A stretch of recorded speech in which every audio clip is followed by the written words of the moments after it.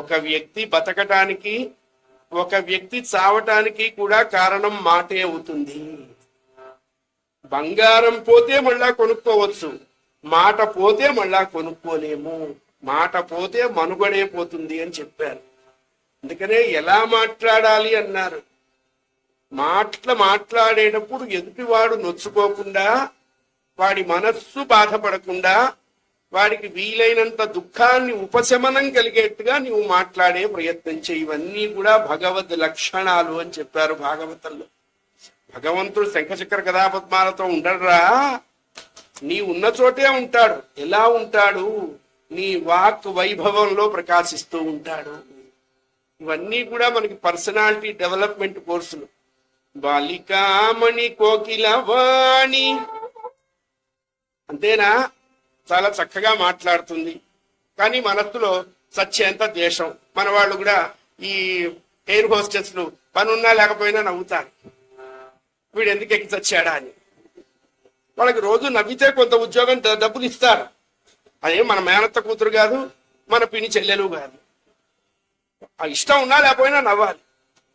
దానివల్ల విశేషం ఏమిటి? ఏం లేదు. కనికరమెతయువాలు చుట్టి,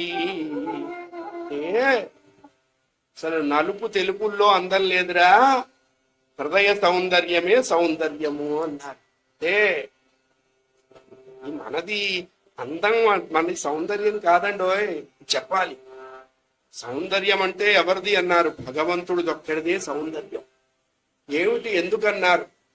పొడగంటిమయ్యా మిమ్ము పురుషోత్తమా, ఎడయక వయ్యా కోనేటిరా, పొడగంటిమయ్యా మిమ్ము కోరి మమ్ము ఏలినట్టి కులదైవమా, చాలా ఏరిచి పెద్దలిచ్చిన నిధానమా, పొడగంటిమయ్యా.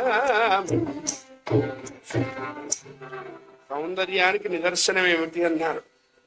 ఏ వస్తువుని ఒక్కసారి చూస్తే ఇంకొక వస్తువుని చూడాలి అనే అపేక్ష నశిస్తుందో అదే సౌందర్యము. అది ఒక్క పరమాత్మదే, మిగతా ఎవ్వరికీ లేదు. మిగతా జనరల్ కోడ్ ఏమంటారు?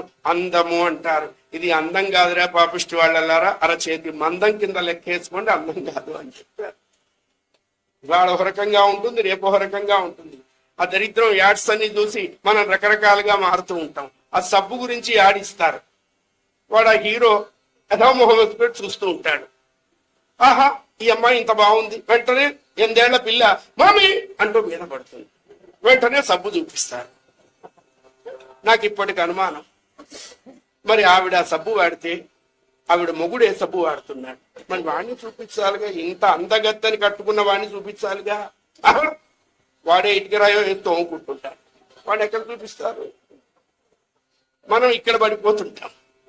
ఏంటంటే అమృతం ఇస్తాను తాగండి అంటే అబ్బే వద్దు, చెరుకు రసం తాగండి. ఇక్కడి నుంచే ఉద్ధరింపబడాలి. మనది అందం. ఇది ఇవాళ ఉన్నట్టు రేపు ఉండదు, రేపు ఉన్నట్టు తర్వాత ఉండదు. ఎంత మిర్చి యూనివర్స్ అయినా ఒక్కొక్కప్పుడు ఆ క్లోజప్కి 32 పళ్ళు చూపిస్తారు. 70 వచ్చిన తర్వాత పళ్ళు లేకుండా ఆవిడ చూపించమనండి. క్లోజప్ వాడు క్లోజ్ చేసుకోవాలి వాడి కంపెనీ. అందుకనే పరమాత్మదే సౌందర్యము అన్నారు, మిగతాది సౌందర్యం కాదు అన్నారు. సౌందర్యానికి నిదర్శనం పరమాత్మే అన్నారు.